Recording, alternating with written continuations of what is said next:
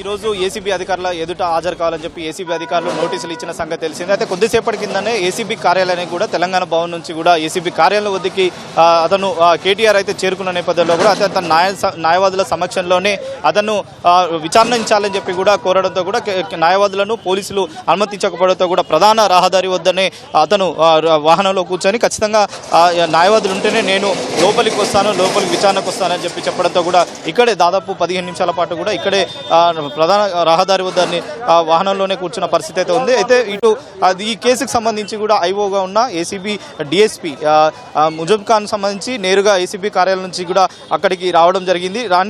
వచ్చి తర్వాత ఈ కేసుకు సంబంధించి ఏ విధంగా అయినా తనను సహకరిస్తాను, మీకు ఏవి కావాలన్నా స్టేట్మెంట్ సంబంధించి కూడా వాటికి డీటెయిల్స్ ఇవ్వాలని కూడా ఇస్తానని చెప్పి కూడా చెప్పడంతో కూడా అతనికి సంబంధించిన పత్రాలు ఏవైతే ఉన్నాయో అతని వద్ద ఉన్న డాక్యుమెంట్స్ ఏమి ఉన్నాయో అవన్నీ కూడా ఏసీబీ అధికారులకు మాజీ మంత్రి కేటీఆర్ అయితే ఇచ్చిన పరిస్థితి అయితే ఉంది. అయితే రోడ్డు పైన తనను ఈ విధంగా న్యాయవాదులు లేకుండా ఏ విధంగా అనుమతిస్తారు అని చెప్పి కూడా చెప్పడం జరిగింది. అయితే హైకోర్టు తీర్పు ఉన్నది, తర్వాత హైకోర్టు దీనికి సంబంధించి కూడా తీర్పు రిజర్వ్ చేసినప్పటికీ నాకు నోటీసులు ఏసీబీ అధికారులు నోటీసులు ఇచ్చారని చెప్పి కూడా కేటీఆర్ అయితే మీడియాతో అయితే మాట్లాడడం జరిగింది. అయితే డిసెంబర్ 18వ తేదీన తనపై చేసిన ఎఫ్ఐఆర్ని హైకోర్టులో పిటిషన్ దాఖలు చేశారని చెప్పి కూడా చెప్పడం జరిగింది. డిసెంబర్ 31 తేదీన కూడా తుది వాదనలు ముగిశాయి. ఆ అంశం పైన కూడా హైకోర్టు రిజర్వ్ చేసిందని చెప్పి కూడా ఏసీబీ అధికారులకు కూడా ఒకసారి స్పష్టం చేయడం జరిగింది. అయితే ఇదే కేసులో ఏసీబీ కూడా ప్రతివాదిగా ఉండి ఈ కేసు సంబంధించి కూడా సుదీర్ఘ వాదనలు వినిపించిన సంగతి తెలిసిందే. అయితే ఈ కేటీఆర్కి ఈ విషయాన్ని కూడా కేటీఆర్కి సంబంధించి కూడా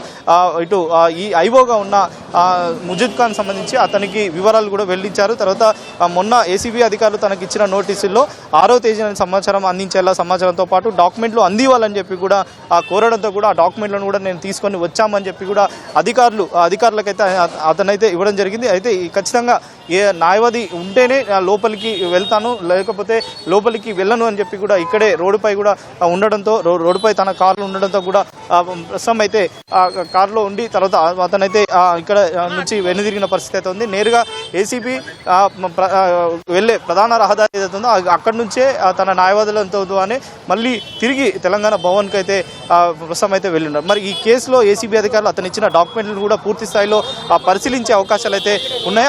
పరిశీలించిన తర్వాతనే దీంట్లో ఏ విధమైన వాటికి సంబంధించి పరిశీలించిన తర్వాత తను ఇచ్చిన డాక్యుమెంట్లు ఏ విధంగా ఉన్నాయి, తర్వాత ఈ ఫార్ములా ఈ కేసులో తను బదలాయించిన సమయంలో అయితే ఏ డాక్యుమెంట్స్ ఉన్నాయో వాటి అన్ని కూడా వివరాలు అయితే తీసుకురావడం జరిగింది. కానీ ఈ కేసు సంబంధించి ఏ విధంగా అయినా తనను సహకరిస్తాను, తర్వాత ఇప్పటికే ఏసీబీ అధికారులు ఇటు ఇచ్చిన వివరాలు దర్యాప్తుకు సంబంధించి కూడా కొనసాగుతున్న నేపథ్యంలో అతను ఇచ్చిన డాక్యుమెంట్లు పూర్తి స్థాయిలో సుదీర్ఘంగా పరిశీలించిన తర్వాత వాటిలో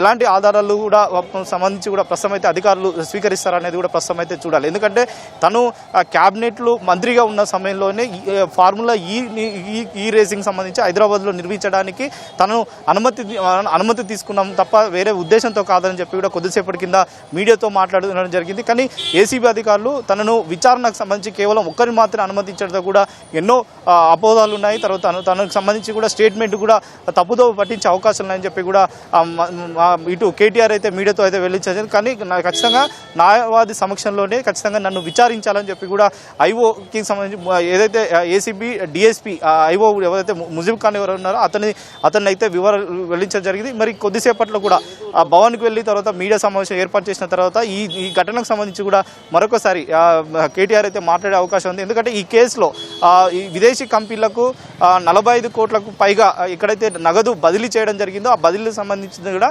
అధికారులు వివరాలు సేకరించేందుకు తర్వాత క్యాబినెట్కి సంబంధించి కూడా అనుమతి లేకుండా తర్వాత ఆర్బీఐ అనుమతి లేకుండా ఏ విధంగా నగదు బదిలీ చేశారన్న అంశం దాని మీద ప్రత్యేకంగా ఏసీబీ అధికారులు అయితే ప్రస్తుతం అయితే దృష్టి సాధించే అవకాశం ఉంది. దీంట్లో అధికారులు ఇచ్చిన వివరాలు అధికారులు దర్యాప్తులో భాగంగా మరి ఎలాంటి వివరాలు వెల్లడిస్తారనేది కూడా ఒక సందిగ్ధంగా ఉన్నప్పటికీ అయితే కేవలం అతను ఇచ్చిన డాక్యుమెంట్లు ప్రస్తుతం అయితే ఏసీబీ అధికారులు తీసుకున్నారు కాబట్టి తీసుకున్న తర్వాత వాటిని క్షుణ్ణంగా పరిశీలించిన తర్వాతనే మరి మరొకసారి హైకోర్టు తీర్పు వచ్చిన తర్వాత మరి ముందుకు వెళ్తారా, లేదా ఈ పరిశీలించిన తర్వాత దాంట్లో ఇంకా ఏదన్నా సమాచారం కావాలన్నట్లయితే దానికి సంబంధించి కూడా వివరాలు సేకరించడానికి మరొకసారి ఏమైనా నోటీసులు ఇస్తారనేది కూడా ప్రస్తుతం అయితే ఒక సందిగ్ధత నెలకొంది. అయితే ఇప్పటికే ఈ మరొక ఇద్దరికి కూడా నోటీసులు ఇవ్వడం జరిగింది. కాబట్టి దాంట్లో A2గా ఉన్న సీనియర్ ఐఏఎస్ అధికారి అరవింద్ కానీ, తర్వాత A3గా ఉన్న అప్పటి HMD చీఫ్ ఇంజనీర్గా ఉన్న BNL రెడ్డికి సంబంధించి కూడా నోటీసులు ఇచ్చారు. కాబట్టి వారికి కూడా విచారణ ఇచ్చిన తర్వాత ఈ ముగ్గురు స్టేట్మెంట్లకు సంబంధించి కూడా పరిశీలించిన తర్వాత మరి ఏసీబీ అధికారులు హైకోర్టు తీర్పు వచ్చిన తర్వాత కూడా మరి ఎలాంటి చర్యలు తీసుకోబోతారనేది కూడా ప్రస్తుతం అయితే వేచి రాసిన పరిస్థితి అయితే ఉంది. Vote studio.